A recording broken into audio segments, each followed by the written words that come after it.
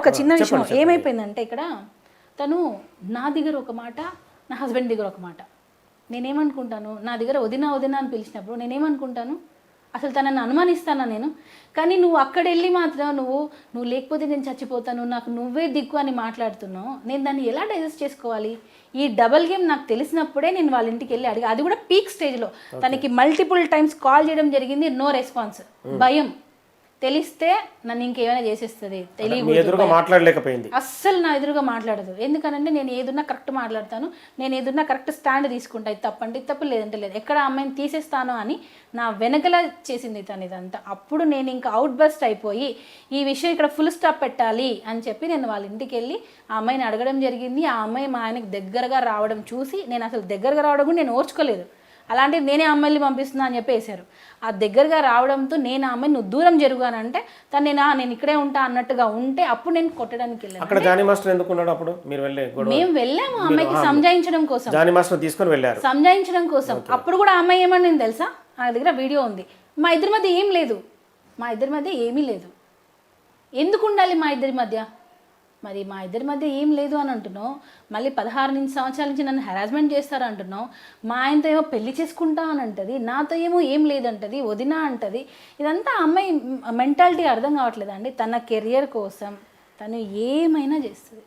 వాళ్ళ మమ్మీ ముఖ్యంగా సైకోస్, ఇద్దరు సైకోస్ నిజంగా. ఎవరి లైఫ్లోకి వచ్చిన వాళ్ళిద్దరు ఎవరైతే ఇప్పుడు ఆ అమ్మాయికి లైఫ్ ఇస్తున్నారో వాళ్ళు ఇక్కడ వచ్చి కూర్చుంటారు, వాళ్ళ ఫ్యామిలీస్ ఇక్కడ వచ్చి కూర్చుంటాయి. ఎవరైనా కానీ, ఎంత పెద్ద స్టార్ అయినా కానివ్వండి, ఆ అమ్మాయికి ఇప్పుడు ఏదైతే ఇంటికి వెళ్ళి నేను కొట్టడానికి ప్రయత్నం చేశా అన్నారు చూసారా, రేపు వాళ్ళే వెళ్తారు. మేబీ వాళ్ళు ఉన్న పొజిషన్కి వాళ్ళు రాకపోవచ్చు, వేరే వాళ్ళ ద్వారా అమ్మాయిని బ్లాక్మెయిల్ అయినా చేస్తారు. చూడండి, నువ్వు ఎందుకు వాళ్ళ దగ్గరికి వస్తున్నావు అని చెప్పి. అంటే ఈ సంభాషణ వాళ్ళ తండ్రి ముందే జరిగిందా? వాళ్ళ ఫాదర్ ఇక్కడ ఉండరండి, వాళ్ళు వదిలేసి వచ్చేసారు ఇక్కడికి. వాళ్ళ ఫాదర్ ఎప్పుడో ఒకసారి వస్తాడు. ఒక ఫాదర్, ఒక మదర్, ఒక మంచి గైడెన్స్ ఉంటే పిల్లలు ఇలా ఉండరు. వాళ్ళ గైడెన్స్ సరిగా లేకనే పిల్లలు ఈరోజు ఇలా తయారవుతున్నారు. ముఖ్యంగా వాళ్ళ అమ్మ, వాళ్ళ నాన్న ఎక్కడో ఉంటాడు, అబద్ధాలు చెప్తారు వీళ్ళు. వాళ్ళ డాడీకి ఏం చెప్పరు. నా దగ్గర అది కూడా ఆడియో ఉంది. వాళ్ళ డాడీకి ఇక్కడ ఏం జరుగుతుంది అనేది ఏమీ చెప్పరు, అన్నీ అబద్ధాలు చెప్తారు, ఏది నిజాలు చెప్పరు. ఇప్పుడు నాన్న అక్కడెక్కడో ఉంటాడు, కూతురు తల్లి ఏం చేస్తారు అనేది ఎలా తెలుస్తుంది? ఆ అమ్మాయి ఇష్టంగా నేను కన్వర్ట్ అవుతానంటది, ఆ అమ్మాయి ఇష్టంగా నేను పెళ్లి చేసుకుంటాను నిన్ను అని అంటది. వాళ్ళ డాడీ దగ్గరికి వెళ్ళి నన్నే మాస్టర్ ఫోర్స్ చేశారు అని అంటది. కూతురు మాట నమ్ముతారా? జానీ మాస్టర్ మాట నమ్ముతారా? కూతురు మాటే నమ్ముతారు. సో ఆ ఫాదర్ అనేవాడు ఇక్కడ ఉండి చూసుకుంటే పిల్లలు ఇద్దరు అమ్మ నాన్న చక్కగా అమ్మాయిని పెంచుంటే ఆ అమ్మాయి ఈరోజు ఇలాగా రాంగ్ ఎలిగేషన్స్ చేసేది కాదేమో. అట్లీస్ట్ కేసు పెట్టేటప్పుడైనా వాళ్ళ అమ్మ గైడ్ చేసి ఉండాల్సిందే. 16 సంవత్సరాల నుంచి జరుగుతుంది అన్నప్పుడు వాళ్ళ అమ్మ ఏం చేస్తుంది? ఆ అమ్మాయిని వదిలిపెట్టండి, నోరు నొక్కేశారని అన్నారు. ఒకసారైనా నీ పిల్ల మీద నువ్వు కన్నేవా? ఇప్పుడు పేరెంట్స్ అనేవాళ్ళు కరెక్ట్గా ఉంటే పోనీవండి, కరెక్ట్గా లేకపోయినా పిల్లలు పెద్ద పొజిషన్లో వెళ్ళిన వాళ్ళు ఉన్నారు, కాదనట్లేదు. ఇక్కడ ఏంటంటే నాకు ఇప్పుడు ఆలియా కానీ మా పాప, మా బాబు సిరాజ్ అయినా కానీ వాళ్ళు స్కూల్ నుంచి వచ్చిన తర్వాత డల్గా ఉంటే నేను అడుగుతా, ఎందుకు సిరా డల్గా ఉన్నావు అని, ఎందుకు ఆలియా డల్గా ఉన్నావు అని నేను అడుగుతా. సో అలాంటిది వాళ్ళ ఆ అమ్మాయి ఇన్ని సంవత్సరాల నుంచి హెరాస్మెంట్ అన్నప్పుడు మదర్గా నువ్వేం చేస్తున్నావు? అడగవా? అంటే నువ్వు అసలు తల్లి పాత్ర పోషిస్తున్నావా? అంటే ఏంటి, ఒకటి నీకు తెలిసైనా ఉండాలి, లేదా ఇది అబద్ధమైనా ఉండాలి. సో తెలిసి నువ్వు నీ కూతుర్ని పంపిస్తున్నావు అంటే ఫస్ట్ నిన్ను జైల్లో వేయాలి.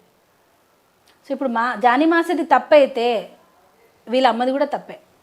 ఎందుకనంటే తెలిసి కూడా నువ్వు ఎందుకు కాముకున్నావు అంటే నీ కూతుర్ని నీ ఇష్టం వచ్చినట్టు పంపిస్తావా?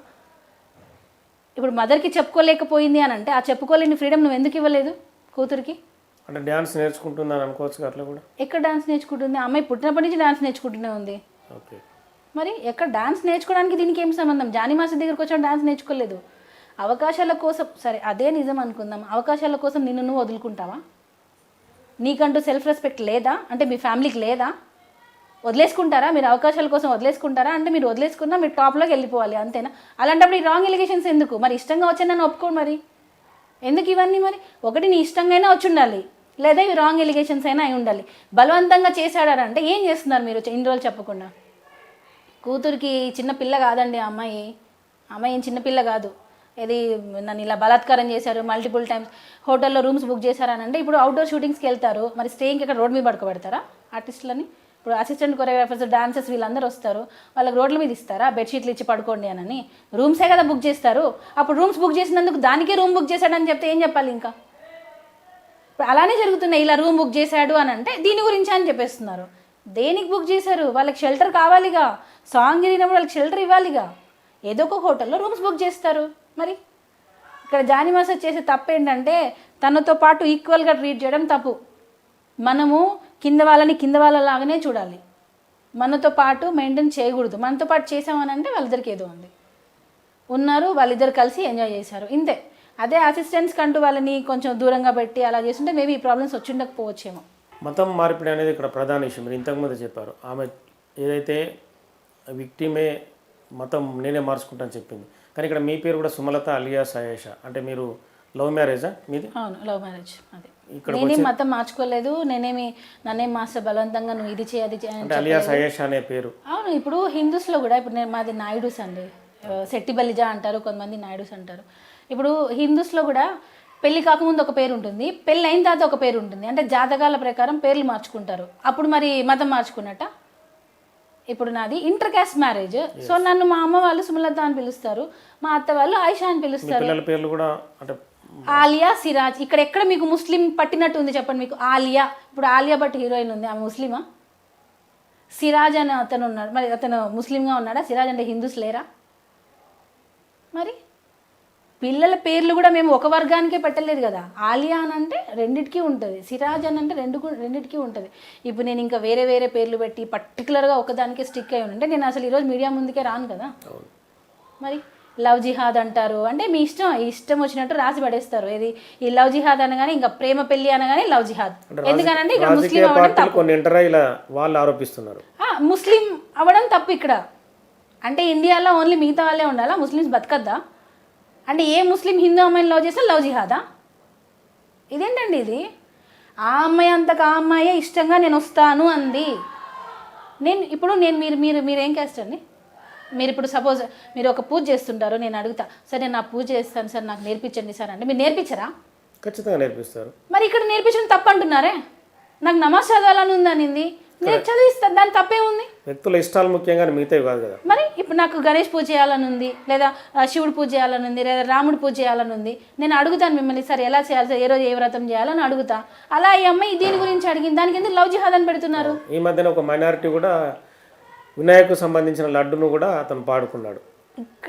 ఇంకా చేంజ్ అవుతున్నారండి. అది ఎందుకు మన ఇండియాలో లవ్ జిహాద్ అని పెట్టేస్తున్నారు? ఈ మహిళా సంఘాలు కూడా కొన్ని ఉన్నాయి, మహిళా సంఘాలకి దండం పెడతాను.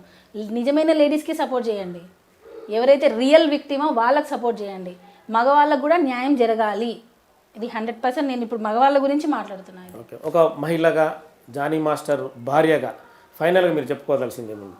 మాస్టర్ కోర్టులో ఏం ప్రూవ్ చేయాలనుకున్నా మాస్టర్ కోర్టులో ప్రూవ్ చేసుకొని బయటకు వస్తారు, అంతే. అంతవరకు ఏవైతే వస్తున్నాయో ఈ 2-3 మంత్స్ ఏదైతే వస్తున్నాయో ఇదంతా ఒక 2-3 మంత్స్ ఉంటుందేమో, తర్వాత బయటకు వస్తారుగా. ప్రూఫ్స్ అనేవి 100% సబ్మిట్ చేస్తాము. ఏదైతే ఈ 16 years నుంచి వస్తుందని ఆ ఫోక్స్ అనేది తీసేస్తారు. ఆ అమ్మాయికి రేప్ జరిగిందంటే ఎవరి వల్ల, నిజంగా ఇప్పుడు మీరు అడిగాను నేను మిమ్మల్ని, ఏజ్ ఏంటో తెలుసుకోవాలంటే ఉంది అంత. ఇప్పుడు మనం అడ్వాన్స్డ్ దానిలో ఉన్నాం. సో నిజంగా జరిగింది అని అంటే వస్తుంది బయటికి, జరగలేదు అంటే కూడా రిపోర్ట్స్ అయితే బయటకు వస్తాయి. సో ఆ రిపోర్ట్స్ని బట్టి న్యాయంగా మేము బయటకు వస్తాం. Okay, thank you. సో మొత్తానికైతే నిజం ఖచ్చితంగా తెలుస్తుందని చెప్పి సుమలత జానీ మాస్టర్ భార్య చెప్తున్నారు. ఖచ్చితంగా సినిమా ఇండస్ట్రీలో జానీ మాస్టర్ను తొక్కాలనే ప్రయత్నంలో భాగంగానే ఈ దాడి జరుగుతుంది, ఈ గేమ్ కూడా ప్లే అవుతుందని చెప్పి సుమలత గారు చెప్తున్న పరిస్థితి. మరి ఈ కేసులో చట్టం న్యాయం రెండు చట్టపరిధిలో ఉన్నాయి కాబట్టి న్యాయాలు తదుపరి తేలే అవకాశం కనిపిస్తుంది. ఖచ్చితంగా చట్ట ప్రకారమే తాము కూడా నడుచుకుంటాం, ఖచ్చితంగా పోరాడతాం ఉంటుంది. Signing off, keep watching Big TV. For more videos like this, subscribe Big TV channel.